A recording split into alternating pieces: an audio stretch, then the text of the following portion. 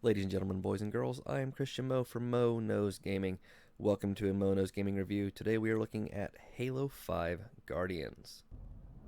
Halo 5 Guardians is the best shooter in the franchise's history, but in some ways it represents a big step backwards for the brand. Guardians puts you in the boots of both Master Chief and Spartan Locke, as they both lead separate teams of Spartans on their various battlefields across the game's 15 different levels. There is a story wrapped up in those 15 levels and 2 fire teams, but it's pretty bare and hard to follow at times. In short, a lot of random things that seem to have no bearing on anything at all happen in the middle, and then at the end you're hit with a big cliched sci-fi plot point and the game just abruptly ends. The cliffhanger ending obviously opens up a path for part 2 of this new trilogy, but I wish there was a bit more of a solid ending to how the game ends. Now, the game itself took me about 11 hours to complete, and I was playing it on heroic difficulty. Now, the game may feature Master Chief, but the main story is actually one of Spartan Locke and his Osiris fire team. Of the game's 15 missions, more than 2/3 of them are completed in the shoes of Locke. Now, this works out to the advantage of the player and story, as Fireteam Osiris is comprised of a set of characters that are well-rounded and actually interesting. There is constant banter between Buck, Vale, and Tanaka, with your own Locke chiming in, and this helps expand the characters and make them feel real and important. It's a fresh and interesting way to add backstory without taking you out of the action or feeling tedious. Of the Master Chief side of the table, you are paired with Blue Team, a collection of 3 Spartan 2 soldiers that are never actually introduced or explained. Now, I'm told the Blue Team and their connection to Chief is covered in the expanded lore of the Halo universe, but for new players, you are left basically entirely in the dark. Now, you shouldn't be playing Halo 5 Guardians for the story, actually. What you should be playing Halo 5 Guardians for is the way it feels. From the moment you first raise your rifle in Halo 5 Guardians, it is obvious that 343 Studios has done everything they can to refine the mechanics, motion, and speed of the game to make it even more visceral and satisfying. The basis of this overhaul results around a collection of small changes and additions that add up to pay major dividends. The movement of your Spartan is increased slightly, a sprint function has been added, and there is a new booster pack that gives your Spartan lightning-quick dashes in any direction, as well as allowing for hovering and a ground pound. Now, this makes your Spartan character feel more nimble and more physical in a way the series has never really provided previously. The game also runs at a constant 60 frames per second, making all of the controls feel snappy and direct. Gone is the Halo that feels heavy and deliberate. The new game is fast, angry, and I love it for that.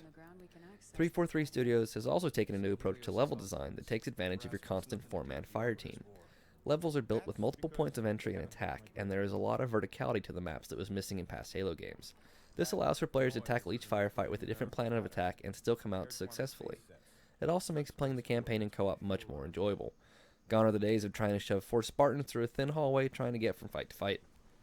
The levels are still mostly linear in nature, but each large battle area features hidden areas, new weapons, and lots of obstacles and vehicles that you can discover and climb over. Weapons are also abundant, meaning that there should be no fighting among your friends when it comes to who gets the better gear. Of course, any arguments that do happen will take place over a headset.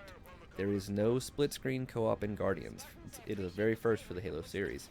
It makes sense in today's ever more connected world to drop couch co-op in pursuit of smooth frame rates and better graphics, but it is sad to lose such a powerful and long-standing feature of the franchise.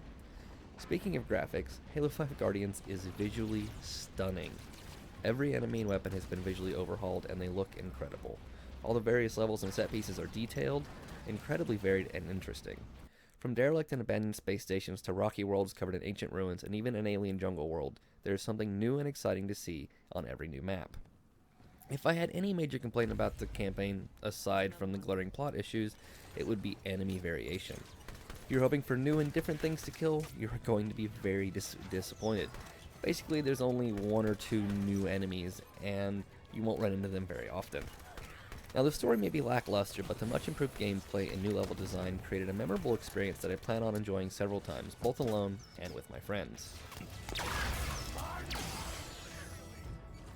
But Halo actually redefined the modern online shooter back with Halo 2, and Halo 5 Guardians picks up that gauntlet and makes Halo relevant again in the world of shooters.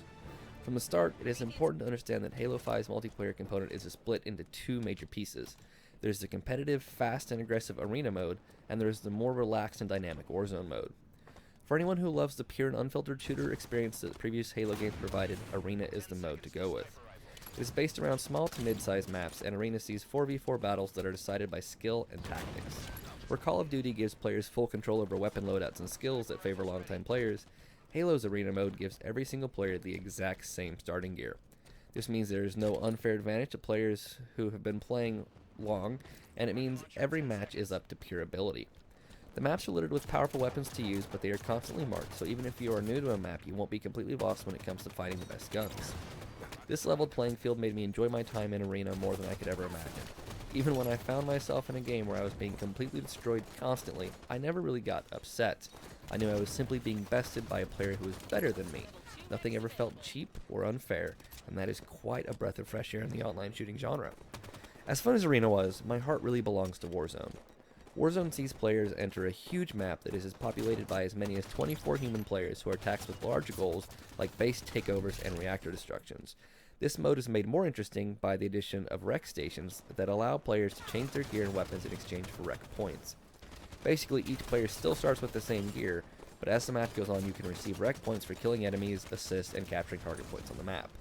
Later, you can then spend these points on bigger and more powerful weapons to give you an advantage. This also adds a layer of strategy to the game. Do you spend your rec points frequently to get slightly better weapons at every respawn, or do you save them up with the hopes of getting a big Scorpion tank to help finish off the attack towards the end of the game? So far, both strategies seem to be pretty effective, and the balance is marvelous. While the two 12-man teams face off to complete their objectives, they are also being attacked by a random collection of Covenant and Prothean forces.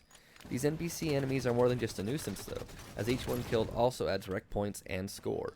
So players who may be less skilled can still help out by decimating the NPC forces and helping to support their team without taking on other Spartans directly. It's just one more facet to an already engaging and well-designed multiplayer experience. With this new rec system comes the introduction of rec packs. These are like packs of trading cards that have varying effects and items that can be used in the game.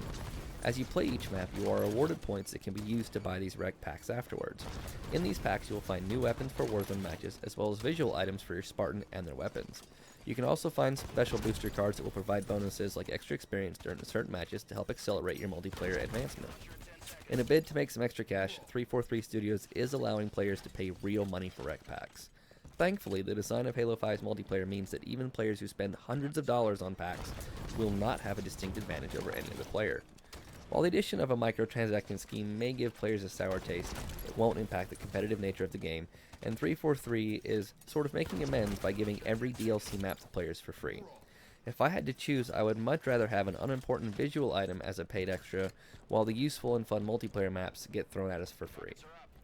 If you've been hoping for a new, refreshing, and better multiplayer experience than what is currently offered on the Xbox One, Halo 5 Guardians is exactly what you are looking for.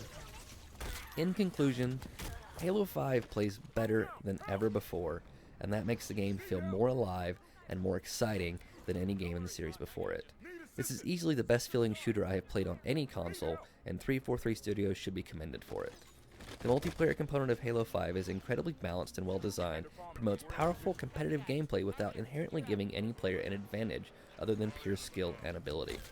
The single-player experience of Halo 5 is better than the previous games thanks to the increased movement options and the smarter level design, but the convoluted story can leave new players left out in the cold trying to figure out what exactly is happening.